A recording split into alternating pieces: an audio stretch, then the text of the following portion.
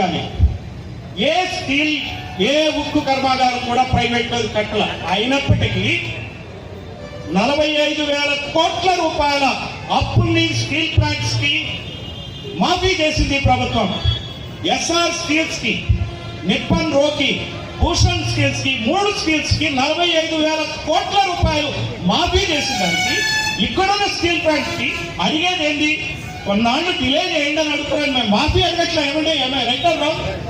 మాకు జస్ట్ కొన్నాళ్ళు పోస్ట్పోన్ చేయండి. అలాగే ఎలక్ట్రిసిటీ బిల్లు ఉంటుంది. ఈ రాష్ట్ర ప్రభుత్వం ఉచిత విద్యుత్ ఇస్తుంది. ఉచిత విద్యుత్ మేము డబ్బులు కడతాం, ఒక 5 సంవత్సరాలు ఆపండి అంటున్నారు. ఏమి ఇబ్బంది చెప్పండి? ఇందులో వాళ్ళకి ఇవన్నీ తెలియక కాదు.